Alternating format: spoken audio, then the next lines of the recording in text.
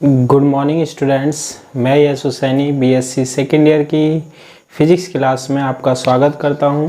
और आज की क्लास में हम टॉपिक डिस्कस करने वाले हैं सेल्फ और एमीटर फीडबैक बायस या वोल्टेज डिवीज़न बायसिंग। ठीक है, यानी कि उत्सर्जक पुनर्निवेश बायसीकरण क्या होती है और वोल्टता विभाजक बायसीकरण क्या होती है। ठीक है, एक बायसीकरण सर्किट हम कल की क्लास में डिस्कस कर चुके थे। सेकंड सर्किट है ये किसका, बायसीकरण का। इस सर्किट में क्या होता है, सबसे पहले हमारे पास एक एनपीएन ट्रांजिस्टर लेते हैं। ये हमारे पास क्या है, एक एनपीएन ट्रांजिस्टर है। ठीक है, कौन से कॉन्फ़िगरेशन में काम में लेते हैं, अभिविन्यास में काम में लेते हैं, उभयनिष्ठ उत्सर्जक यानी कि कॉमन एमीटर में। ठीक है, इस बायसीकरण में क्या होता है, एक रेजिस्टेंस, ये कौन सा टर्मिनल होता है, ई टर्मिनल होता है। ये कौन सा होता है, बी टर्मिनल होता है। और यहाँ ऊपर कौन सा होता है, सी टर्मिनल होता है। यहाँ नीचे एक रेजिस्टेंस कनेक्ट करते हैं हम, कौन सा, आर ई। ठीक है, और इसका हम क्या करेंगे, यहाँ से इनपुट साइड में, निवेशी साइड में भी लेंगे एक वायर, और एक वायर कहाँ भी लेते हैं, आउटपुट साइड में, निर्गत साइड में कॉमन है। इसको हम क्या कर देते हैं, 0 वोल्ट ग्राउंड कर देते हैं। 0 वोल्ट है ये ना। ठीक है, ये आर ई है। अब देखो आई ई करंट कहाँ आ रही होगी, बाहर की तरफ आ रही होगी। तो आई बी कहाँ जा रही होगी, इनसाइड जा रही होगी, हम जानते हैं। और आई सी भी कहाँ जा रही होगी, इनसाइड। ठीक है, अंदर की तरफ जा रही होगी। तो ये हम पहले भी डिस्कस कर चुके हैं ये वाली बात तो। ठीक है, अब देखो इसमें क्या होता है, ये चीज़ें तो हम कर लेंगे। और आई बी और आई सी मिलकर क्या बनेगी, देखो आई बी यहाँ से आ रही है, आई सी यहाँ आ रही है। तो यहाँ जो करंट आएगी आई ई, वो किसके इक्वल होगी, आई बी प्लस आई सी के इक्वल होगी। ठीक है, तो यहाँ हम इसको ऐसे ड्रॉ कर लेते हैं। अब देखो इस सर्किट को आगे बढ़ाते हैं। ये तो सिंपल कौन सा था हमारे पास, एनपीएन ट्रांजिस्टर था। ठीक है, अब देखो इसमें क्या होता है, जब हम बायसिंग करते हैं ना, तो ये सी जो होता है ना, यहाँ पर हम एक प्रतिरोध यानी रेजिस्टेंस कनेक्ट करते हैं, जिसकी वैल्यू होती है हमारे पास क्या, आर एल होती है। ठीक है, ये वाला सर्किट बना रहे हैं हम पहले, है ना, जो हम काम में लेते हैं। साथ में हमारे पास यहाँ पर एक रेजिस्टेंस होता है ऊपर की साइड बी से, जिसकी वैल्यू हम डिसाइड करते हैं कितनी होती है, R1। और नीचे भी हमारे पास एक रेजिस्टेंस होता है, जिसकी वैल्यू हम डिसाइड करते हैं क्या, R2। और ये ऐसे कनेक्ट हो जाता है। ठीक है, अब देखो यहाँ से हमारे पास इसको और ये दोनों कनेक्ट होते हैं।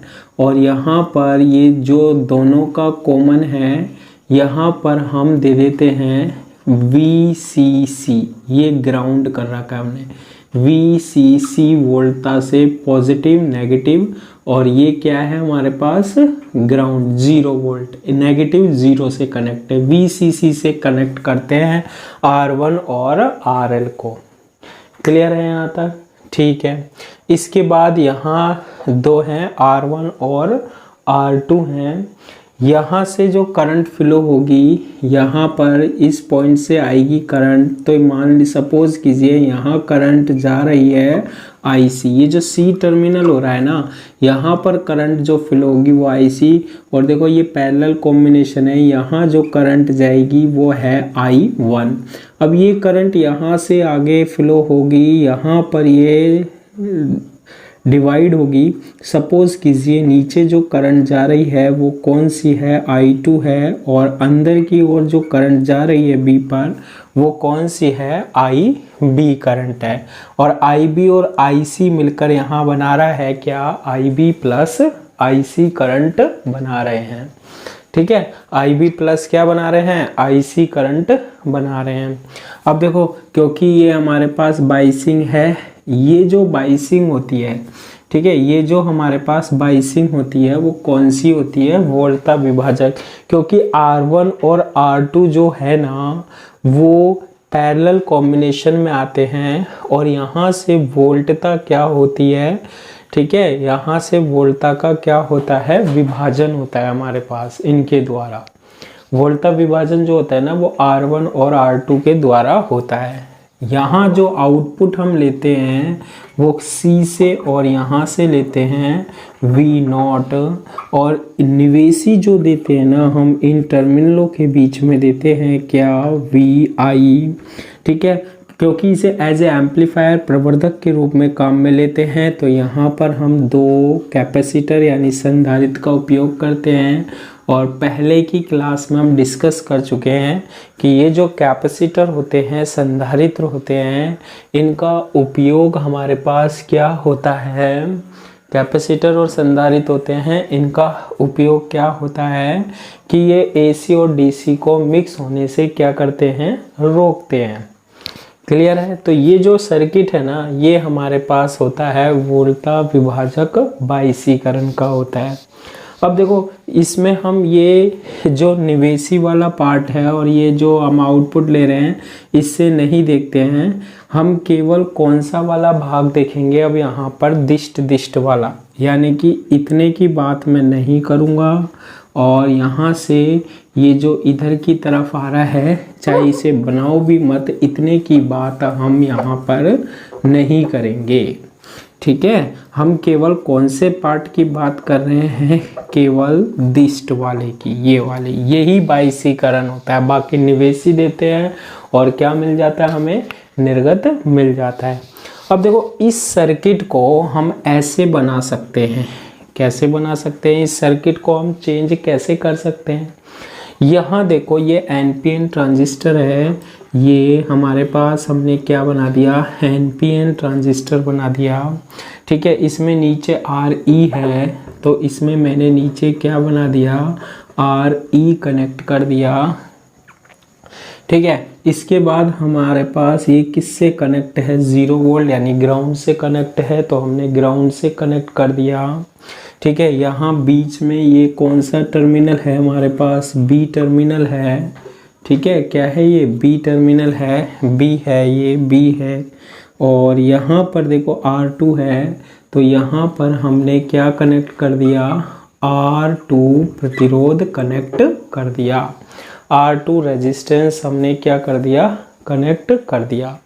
अब देखो इसमें मैं क्या करता हूँ, आप यहाँ देखो ये जो RL है और R1 है ये दोनों VCC से कनेक्ट है, तो मैं क्या करता हूँ यहाँ पर ये जो C टर्मिनल है ये हमारे पास RL है, ये RL लिया और इसको हमने किससे कनेक्ट कर दिया, एक बैटरी है VCC प्लस माइनस, और ये हमने क्या है, ग्राउंड, ठीक है।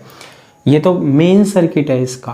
अब देखो यहाँ पर हमारे पास R1 है, यहाँ पर हमारे पास क्या है, R1 है, ये हमने R1 ले लिया, और ये भी देखो किससे कनेक्ट है, VCC से, तो हमने इसको किससे कनेक्ट कर दिया, ये है VCC, और ये हमारे पास कितना वोल्ट, 0 वोल्ट। इस तरीके से हम इसको क्या कर सकते हैं, बना सकते हैं। अब इसी सर्किट को मैं इस तरीके से बना सकता हूँ, ध्यान रखना ये हम चेंजेस कर रहे हैं, सिंप्लीफाइड सर्किट बना रहे हैं ताकि जो हम वोल्टेज और करंट निकाल सके वो आसानी से निकाल सके। अब ये देखो ये ट्रांजिस्टर है, तो ये हमने फिर एक क्या बना लिया, ट्रांजिस्टर बना लिया, नीचे क्या है, RE है, तो यहाँ पर हमने क्या लगा दिया, RE लगा दिया, नीचे क्या है, ग्राउंड है, तो ये हमारे पास क्या हो गया, ग्राउंड हो गया, क्लियर है। इसके बाद मैंने क्या किया, ये जो B है इसको हम B ही लिखते हैं, ये B हो गया। यहाँ से देखो इस टर्मिनल से नीचे क्या है, R2 कनेक्ट है, तो यहाँ बिना सोचे समझे क्या कनेक्ट कर दो, R2 कनेक्ट कर दो। अब देखो ये टर्मिनल क्या है, 0 वोल्ट, ग्राउंड है, भूसंपर्कित है, ये वाला भूसंपर्कित का मतलब 0 वोल्ट है यहाँ पर, ठीक है। तो ये कनेक्ट हो गया, क्लियर है।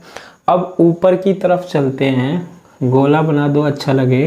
RL है, तो यहाँ पर मैंने क्या कनेक्ट कर दिया, ये तो हो गया C है और ये क्या है RL है, ठीक है। उसके बाद हमारे पास क्या है, यहाँ पर एक बैटरी लग रही है प्लस माइनस क्या VCC, और ये क्या है हमारे पास ग्राउंड है, यानी नेगेटिव टर्मिनल किससे कनेक्ट होता है, 0 वोल्ट से कनेक्ट होता है। यानी इस सर्किट को हमने ऐसे चेंज किया, इसको ऐसे चेंज कर दिया। अभी R1 रह गया।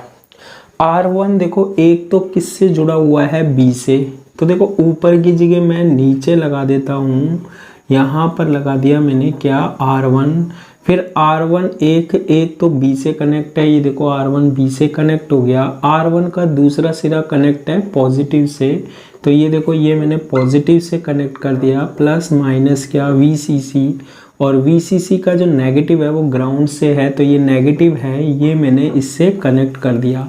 अब देखो ये भी ग्राउंड है, ये भी ग्राउंड है, ये भी ग्राउंड है, ये सारा का सारा क्योंकि कॉमन टर्मिनल है। ये कितना वोल्ट है हमारे पास, 0 वोल्ट है ये। तो इस सर्किट को हम इस सर्किट में क्या कर सकते हैं, चेंज कर सकते हैं। बुक में तो डायरेक्ट ये बना के आपको सीधा दे रखा है, लेकिन अगर आप इसको समझोगे तो पहले ये सर्किट होता है, फिर उसको हमने इसमें चेंज किया, फिर इसको हम इसमें चेंज कर देते हैं।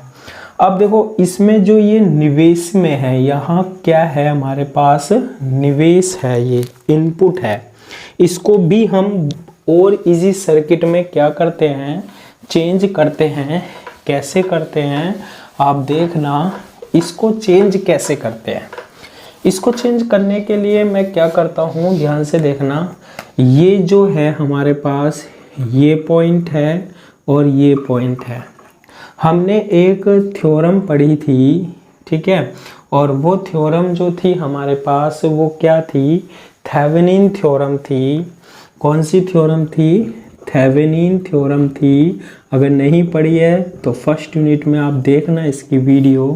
थेवेनिन थ्योरम क्या कहती है कि किसी भी सर्किट को, किसी भी परिपथ को हम एक तुल्य परिपथ इक्विवेलेंट सर्किट से डिनोट करते हैं, प्रतिस्थापित करते हैं, जिसमें एक तो क्या होता है, स्रोत होता है, ठीक है, सोर्स होता है वोल्टेज स्रोत, जिसकी वैल्यू क्या होती है, ई इक्विवेलेंट होती है। एक हमारे पास क्या होता है, प्रतिरोध होता है, जिसकी वैल्यू क्या होती है, जेड इक्विवेलेंट होता है, ठीक है। और इसके बाद हमारे पास क्या लगा होता है, श्रेणी क्रम में यहाँ पर लोड लगा होता है, ठीक है। क्या लगा होता है हमारे पास, लोड लगा होता है। तो आप इस परिपथ को ध्यान से देखिएगा कि ये जो ट्रांजिस्टर है ना, इसको मैं हटा देता हूँ यहाँ तक। ये जो आपको दिखाई दे रहा है, ये अगर लोड की तरह काम करे, किसकी तरह काम करे, ये लोड की तरह, तो हम ये जो परिपथ है ना, यहाँ से लेकर यहाँ तक, ये वाला, ठीक है, इसको हम थेवेनिन थ्योरम के अकॉर्डिंग चेंज करते हैं। किसके अकॉर्डिंग, थेवेनिन थ्योरम आपको पढ़ी हुई होनी चाहिए। किसके अकॉर्डिंग चेंज करते हैं, थेवेनिन थ्योरम। तो ये परिपथ जो है वो क्या बनेगा हमारे पास, अगर क्लियर समझना है तो ध्यान रखना है कि यहाँ पर तो हमारे पास क्या है, एक है VCC है, तो ये हमारे पास क्या हो गया, VCC हो गया, ठीक है। यहाँ पर हमारे पास श्रेणी क्रम में क्या है, एक रेजिस्टेंस है, अच्छा लगे तो यहाँ कनेक्ट कर दो, यहाँ एक ही बात है R1, और फिर यहाँ इन दो पॉइंटों के बीच में क्या है, R2 है, ये R2 है, और इसके बाद ये लोड है। लोड यहाँ पर क्या है, ये ट्रांजिस्टर है, ठीक है। ये थेवेनिन थ्योरम पढ़ी हुई होनी चाहिए। तो VCC है, R1 है और R2 है। ये VCC है, R1 है, R2 है। इसको हम किसके अकॉर्डिंग चेंज करते हैं, थेवेनिन थ्योरम के अकॉर्डिंग चेंज करते हैं, जो कि हमने किस में पढ़ी थी, फर्स्ट यूनिट में पढ़ी थी। तो थेवेनिन थ्योरम जो परिपथ होता है ना, ठीक है, उसमें हमारे पास क्या होता है, थेवेनिन में हमारे पास श्रेणी क्रम में इस परिपथ को आप जब चेंज करोगे ना, तो इसमें इक्विवेलेंट होगा और जेड इक्विवेलेंट होगा, ठीक है। तो इसको हम जब चेंज करेंगे तो हमारे पास एक परिपथ बनेगा जिसमें एक तो होगा Z इक्वलेंट और एक होगा हमारे पास क्या E इक्वलेंट, और ये कौन सा बनेगा हमारे पास थेवेनिन थ्योरम परिपथ बनेगा। ठीक है, तो निवेशी को चेंज कर रहे हैं। अब देखो कैसे चेंज करते हैं हम इसमें। ठीक है, इसमें हम सबसे पहले ई इक्वलेंट की बात करते हैं। ई इक्वलेंट क्या होता है हमारे पास, ये जो खुले टर्मिनल होते हैं इनके बीच में क्या होती है, वोल्टता होती है। और ये देखो ये कहाँ से कनेक्ट है, यहाँ से कनेक्ट है। तो जो R2 पर वोल्टता होगी वही A और B के बीच में वोल्टता होगी। तो E इक्वलेंट जो होगी वो कैसे निकालेंगे, टोटल वोल्टता कुल वोल्टेज VCC जिसके लिए निकाल रहे हैं वो R2, ठीक है, upon total resistance R1 plus R2। क्योंकि ये हमारे पास कौन सा टर्मिनल है, B टर्मिनल है। ठीक है, तो ये जो वोल्टता हमने थेवेनिन से निकाली है इसको हम यहाँ पर रिप्लेस करते हैं किससे, VBB से। ठीक है, इसके बाद हम क्या निकालते हैं, R इक्वलेंट निकालते हैं। ठीक है, क्या निकालते हैं, R इक्वलेंट निकालते हैं। देखो श्रेणी क्रम में जोड़ेंगे, ध्यान रखना दोनों को निकाल के। R इक्वलेंट कैसे निकालते हैं, R इक्वलेंट निकालने का तरीका क्या होता है, जब स्रोतों को उनकी आंतरिक प्रतिबाधा से व्यक्त कर दिया जाए। ये जो सेल है इसकी आंतरिक प्रतिबाधा ये होती है, यहाँ पर क्या है R1 है, यहाँ पर क्या है हमारे पास R2 है। ठीक है, और हमारे पास ये A है और ये B है। A और B के आगे क्या जुड़ा हुआ है, ट्रांजिस्टर, लास्ट में जोड़ देंगे। तो यहाँ से जब हम देखेंगे तो जो प्रतिबाधा निकल के आती है वो आती है Z इक्वलेंट या R इक्वलेंट या Z इक्वलेंट आती है। ठीक है, क्योंकि ये आधार टर्मिनल पर है इसलिए मैं इसे बोलूँगा ये किसकी वैल्यू है, कौन सा प्रतिरोध होगा, RB। तो यहाँ से जब हम देखेंगे तो R1 और R2 क्या होंगे, पैरेलल में होंगे, समांतर क्रम में होंगे। तो 1 अपॉन Z इक्वलेंट क्या होगा, 1 upon R1 plus 1 upon R2। और इसको जब हम सोल्व करेंगे तो R1 R2 अपॉन क्या बनेगा, R1 प्लस R2। यानी कि इसको सरल बनाने के लिए ये जो हमारे पास निवेशी था उसको हमने एक वोल्टता स्रोत से और एक प्रतिरोध से प्रतिस्थापित कर दिया। ठीक है, और ये ध्यान रखना है ये कैसे जोड़ेंगे, श्रेणी क्रम में। और लोड यहाँ पर क्या रहेगा, ट्रांजिस्टर। ट्रांजिस्टर में कोई चेंज नहीं किया है हमने। किसमें चेंज नहीं किया है हमने, ट्रांजिस्टर में कोई चेंज नहीं किया है। तो देखो अब हम ये जो सर्किट बनाएंगे वो सर्किट कैसे बनेगा, सबसे पहले हम बनाते हैं क्या, ट्रांजिस्टर। तो ये हमारे पास क्या हो गया, वापस से NPN ट्रांजिस्टर हो गया। ये क्या हो गया हमारे पास, NPN ट्रांजिस्टर। टॉपिक बड़ा है लेकिन ध्यान से सुनना। ये हमारे पास कौन सा रेजिस्टेंस है, RE। तो यहाँ पर लगा देते हैं हम क्या, RE प्रतिरोध लगा देते हैं। नीचे हमारे पास क्या है, ग्राउंड है। तो ये हमारे पास क्या लगा दिया, ग्राउंड लगा दिया। अब इसको हमने किससे रिप्लेस कर दिया, इस परिपथ से। तो ये तो हमारे पास कौन सा है, B है, शर्माने वाली बात नहीं है।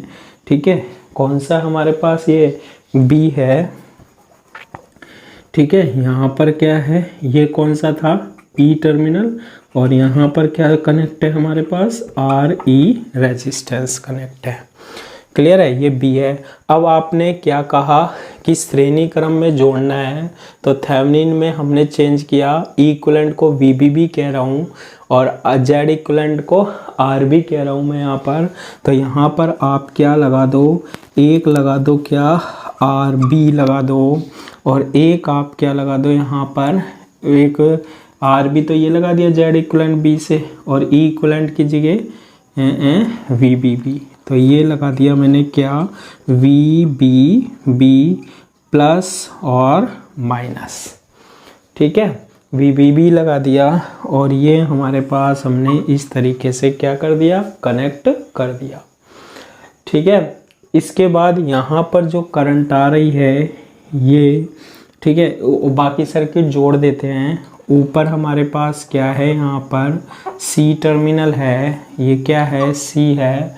उसके बाद हमारे पास क्या है, आर एल है, और उसके बाद हमारे पास क्या है, V C C plus minus, और ये हमारे पास क्या है, ग्राउंड है।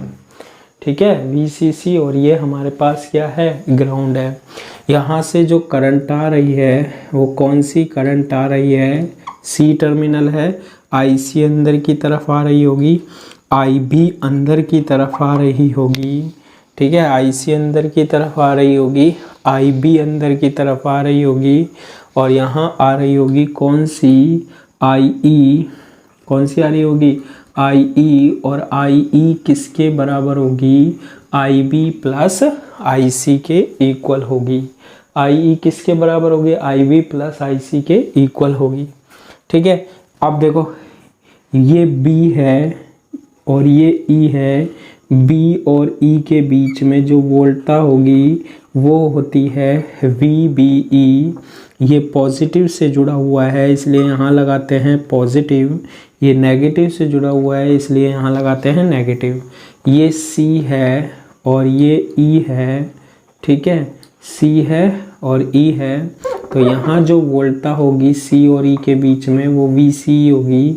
ये पॉजिटिव से कनेक्ट है इसलिए यहाँ लगाते हैं पॉजिटिव, और ये नेगेटिव से कनेक्ट है, ये नेगेटिव से कनेक्ट है इसलिए यहाँ लगाते हैं क्या, नेगेटिव लगाते हैं।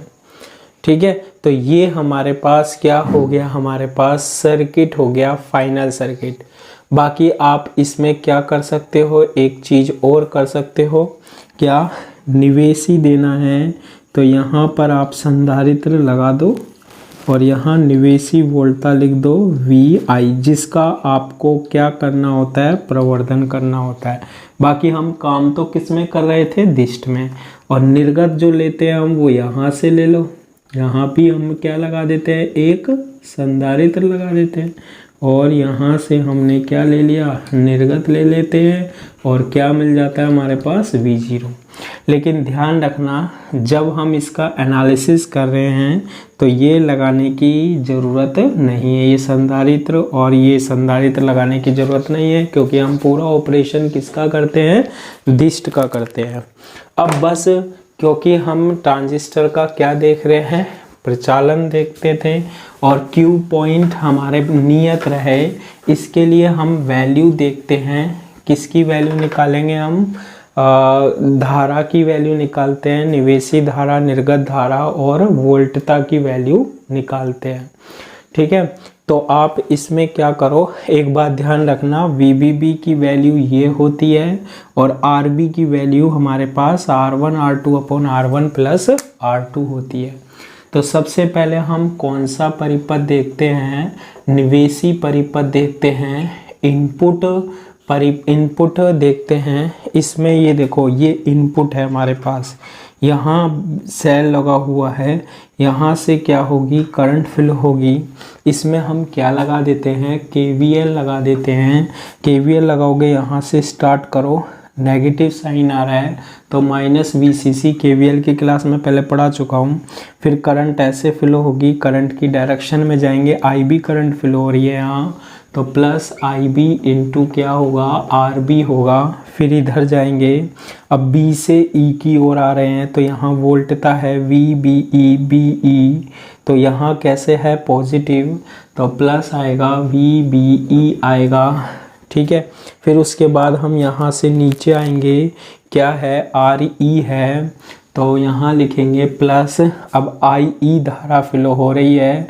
ठीक है, तो IE की वैल्यू क्या है, IB प्लस IC, तो RE है तो RE लिख देंगे, और IB plus IC is equal to 0। Current की डायरेक्शन में चलते हैं तो कैसे लेते हैं हम, पॉजिटिव लेते हैं। ठीक है, इसके बाद हम क्या करते हैं, इसको बराबर के बाद ले जाते हैं। एक बात और, ये जो VCC है ये VBB है, VCC नहीं है, ये क्या है, VBB है। क्लियर है यहाँ तक। अब इसकी हम यहाँ पर ये जो ये है VBB को हम पहले ले आए, VBE को भी ले आते हैं, VBB माइनस क्या, VBE, बाकी को इक्वल के बाद आई बी इंटू क्या R B plus R E into I B plus R E into क्या I C, V B B minus V B E is equal to, इसमें से common आ गया, क्या आ रहा है कॉमन, इसमें से आई बी आ रहा है, लेकिन मैं इसमें से आई बी आर बी कॉमन ले लेता हूँ, तो यहाँ इन दोनों में से तो क्या बनेगा 1 प्लस आर ई, यहाँ हमारे पास आर बी नहीं है तो आर बी से क्या हो जाएगा डिवाइड हो जाएगा, प्लस आर ई इंटू क्या आ जाएगा आई सी आ जाएगा। ठीक है, इसके बाद हम जानते हैं कि आई सी इज इक्वल टू होता है बीटा इंटू आई बी, या आई सी इज इक्वल टू होता है एच एफ ई इंटू क्या आई बी। तो इसको हम ऐसे लिख सकते हैं V B B minus V B E is equal to, I B की वैल्यू हम यहाँ पर लिख देते हैं, देखो आई बी की वैल्यू निकालता हूँ मैं, लिख सकता हूँ I C upon H F E, I B की वैल्यू यहाँ से क्या निकलेगी I C upon H F E into क्या आ रहा है आर बी। अब देखो ये जो पद आ रहा है ना पूरा का पूरा मैं कॉमन ले लेता हूँ सब में से, अगर इसमें से कॉमन ले लिया, इससे तो ये मल्टीप्लाई है तो इसमें तो बनेगा 1 प्लस आर ई अपॉन क्या आर बी बनेगा, प्लस अब देखो आर ई आई सी तो था इसमें, तो आई सी तो बाहर आ गया, तो यहाँ बनेगा R E upon R B है क्या नहीं है, तो आर बी से क्या लग गया भाग, और ये नीचे है तो ये ऊपर चला गया, क्या बन जाएगा एच एफ ई बन जाएगा हमारे पास। ठीक है, तो यहाँ से हम किसकी वैल्यू निकाल सकते हैं, आई सी की वैल्यू निकाल सकते हैं। क्या आएगी आई सी की value, V B B minus V B E, तो आ गया यहाँ आर बी से हमने डिवाइड कर दिया इनटू एच एफ ई इधर गया अपॉन इसका डिवाइड किया 1 प्लस आर ई अपॉन क्या आर बी, इसको नीचे ले गए, और प्लस क्या बन रहा है R E upon R B into क्या एच एफ ई। तो I C is equal to V B B minus V B E upon R B, और H F E upon 1 plus R E upon R B क्या आ जाएगा common, 1 plus क्या बन जाएगा H F ई बन जाएगा। यदि एच एफ ई की वैल्यू 1 से ज़्यादा हो तो 1 को नगण्य मानकर क्या कर देंगे छोड़ देंगे, नेगलेक्ट कर देंगे। तो I C is equal to V B B minus V B E upon क्या आर बी, और H F E upon 1 plus 1 तो हट ही जाएगा, क्या बचा H F E R E upon R B बच जाएगा। ये हमारे पास क्या आ गई आई सी करंट आ गई। ठीक है, क्यू पॉइंट के लिए हम यही तो देखते हैं, किसकी वैल्यू करंट की वैल्यू और वोल्टा की वैल्यू। तो आउटपुट करंट हमारे पास निकल चुकी है, निर्गत धारा हमारे पास निकल चुकी है। ऐसे ही हम निर्गत परिपथ में देखते हैं, निर्गत परिपथ में केसीएल लगाओ। देखो यहाँ से चलो, ये निर्गत है ये पूरा इस साइड का, यहाँ से चलो ऊपर गए माइनस क्या वी सी सी, फिर इधर आए करंट की डायरेक्शन में आ रहे हो तो प्लस आएगा। ओम्स लॉ क्या कहता है, V is equal to I R यानी I C into R L. फिर आप यहाँ आओगे, यहाँ से इधर आओगे ना आउटपुट साइड में ऊपर से नीचे, तो C से E पर आ रहे हो, वी सी ई होगी क्या प्लस वी सी ई होगा। फिर नीचे आओगे तो यहाँ पर हमारे पास क्या होगा plus I E into R ई, और फिर नीचे ग्राउंड हो गया, ग्राउंड से स्टार्ट हुए ग्राउंड तक आए बंद पथ हो गया इज इक्वल टू 0। ऐसे केवीएल लगा लेना, यहाँ से चलना और यूँ घूम के यहाँ आ जाना। तो minus V C C plus I C into R L plus V C E plus I E को क्या लिखते हैं I B plus I C into R E is equal to 0। I B की वैल्यू क्या होती है अल्प होती है, तो इसको हम छोड़ सकते हैं। ठीक है, तो क्या बनेगा minus V C C plus I C into R L plus V C E plus I C into R E is equal to 0। हमें वैल्यू किसकी फाइंड आउट करनी है, वी सी ई की वैल्यू फाइंड आउट करनी है। तो V C E is equal to VCC को उधर ले गए, VCC, ICRL और ICRE को उधर ले गए तो माइनस के हुए, IC कॉमन आ गया, RL प्लस क्या RE। तो इस तरीके से हम इसमें निर्गत वोल्टा निर्गत धारा निकाल लेते हैं, जिसकी हेल्प से हम Q पॉइंट का क्या कर सकते हैं, निर्धारण कर सकते हैं और ट्रांजिस्टर को क्या कर सकते हैं, ऑपरेट कर सकते हैं। क्लियर है? तो परिपथ बनाने आने चाहिए। डेरिवेशन तो बहुत ईजी है, एक बार इसमें KVL लगाया और एक बार इसमें KVL निकाल कर धारा का मान हमने क्या कर लिया, ज्ञात कर लिया। करंट की वैल्यू हमने क्या कर ली, ज्ञात कर ली। आज की क्लास के लिए इतना ही। Thank you.